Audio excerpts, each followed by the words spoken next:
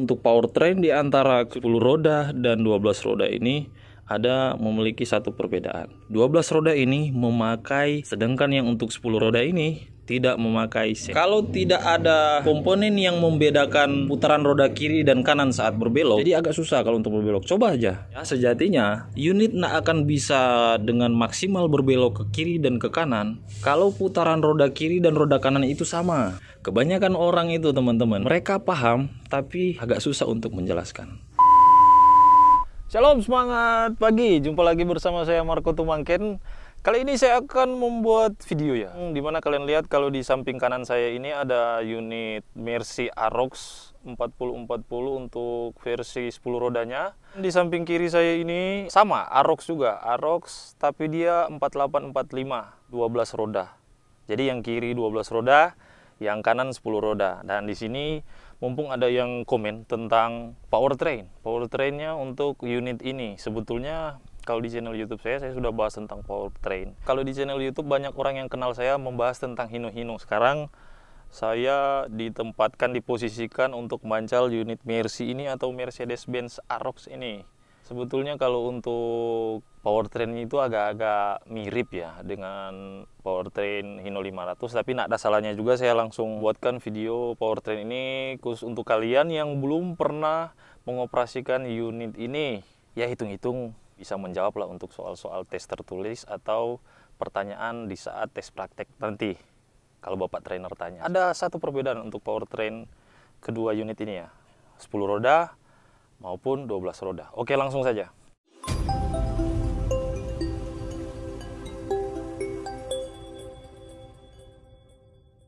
Powertrain adalah suatu susunan atau rangkaian penggerak utama yang dimulai dari engine sampai final drive.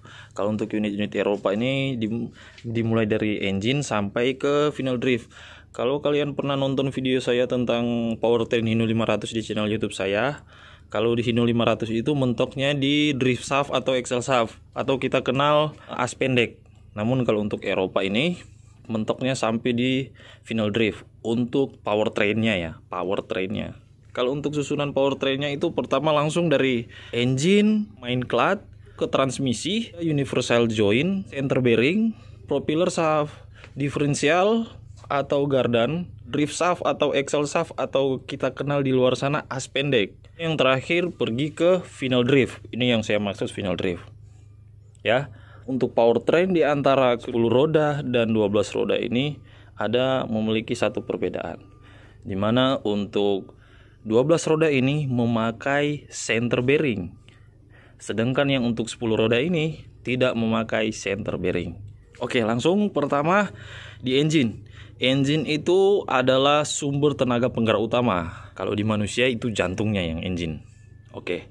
Main clutch atau kita sering sebut kalau bahasa di luar sana kopling, sistem kopling gitu. Main clutch kalau bahasa di perusahaan ya, kalian harus sebut main clutch atau sistem clutch. Main clutch itu berfungsi untuk memutus dan menghubungkan putaran engine ke transmisi. Jadi main clutch itu clutch atau kopling itu dia berfungsi supaya dia akan memutuskan putaran engine supaya untuk sementara tidak tersalurkan ke transmisi putarannya. Kenapa dibikin putus nyambung seperti itu? Itu berfungsi untuk mempermudah perpindahan persneling kita, perpindahan speed agar lebih mudah. Begitu. Ya, paham ya sampai sini ya. Pokoknya singkatnya seperti itu. Selanjutnya dari main clutch tadi, kita pergi ke susunan ketiga itu transmisi. Jadi transmisi berfungsi untuk membuat unit ini bisa bergerak maju dan mundur serta menentukan kecepatan unit ini.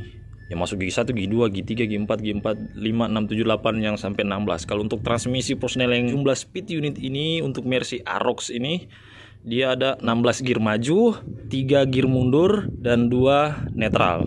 Netral 1, netral 2. Kalau mundur R1, R2, R3 sama untuk 10 roda juga sama sampai 16. Ya, selanjutnya kita ke universal joint.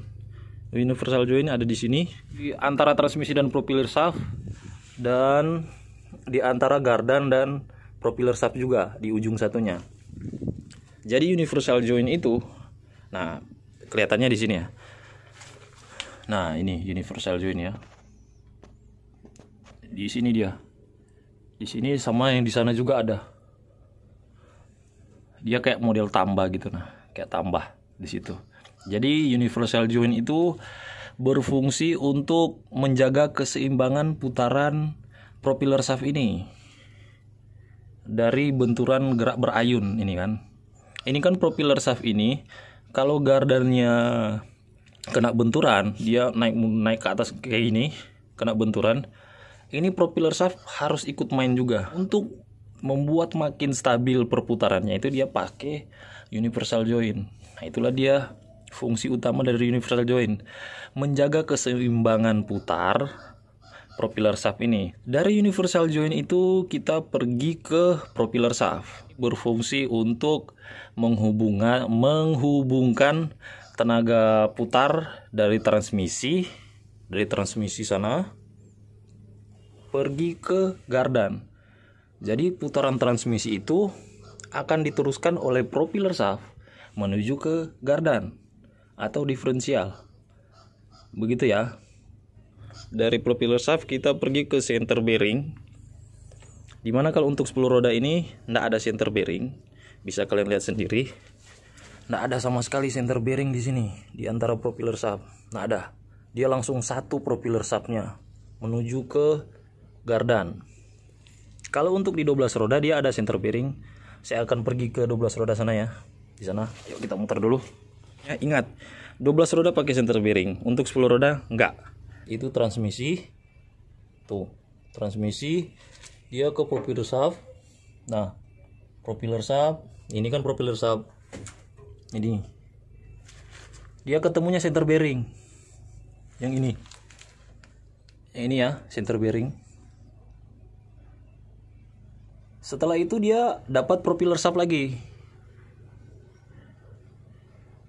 Jadi ini pakai dua propeller shaft di sekitar sini. Di sini antara transmisi dan gardan. Kalau untuk 12 roda dia pakai dua propeller shaft. Sedangkan untuk unit 10 roda antara transmisi dan diferensial dia hanya pakai satu propeller shaft. Center bearing ini berfungsi sebagai penghubung propeller shaft. Penghubung propeller shaft ini dan penghubung propeller shaft ini. Selanjutnya kita pergi ke gardan. Diferensial ini berfungsi untuk mereduksi putaran serta membedakan putaran roda kiri dan roda kanan saat unit ini berbelok. Kenapa demikian? Kenapa dia harus pakai gardan seperti itu? Karena kalau di setiap unit, kalau tidak ada komponen yang membedakan putaran roda kiri dan kanan saat berbelok, sejatinya unit tidak akan bisa dengan maksimal berbelok ke kiri dan ke kanan kalau putaran roda kiri dan roda kanan itu sama untuk tenaga penggeraknya. Jadi agak susah kalau untuk berbelok. Coba aja. Simpelnya gini, kita pakai interwheel. Kalau kita pakai interwheel, double berat itu kalau bahasa luar sana. Kalau kita mau berbelok itu agak susah kan? Agak susah berbelok karena fungsi interwheel ikan itu menyamakan putaran antara roda kiri dan kanan. Ketika roda kiri dan kanan itu sama, coba aja kalau kalian berbelok. Bisa sih berbelok, tapi susah. Agak susah, unitnya mau berbelok itu agak susah. Itulah fungsi dari gardan, mereduksi putaran serta membedakan roda kiri dan roda kanan saat unit berbelok.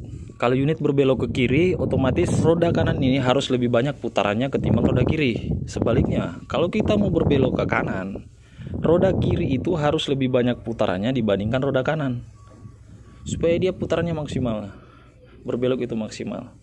Itulah yang saya tahu ya, yang saya tahu. Mungkin kalau ada lebih itu bisa teman-teman tambah-tambahkan lah di kolom komentar supaya yang lain juga bisa ikut terbantu kalau mereka belum tahu menjelaskan. Kebanyakan orang itu teman-teman, mereka paham tapi agak susah untuk menjelaskan.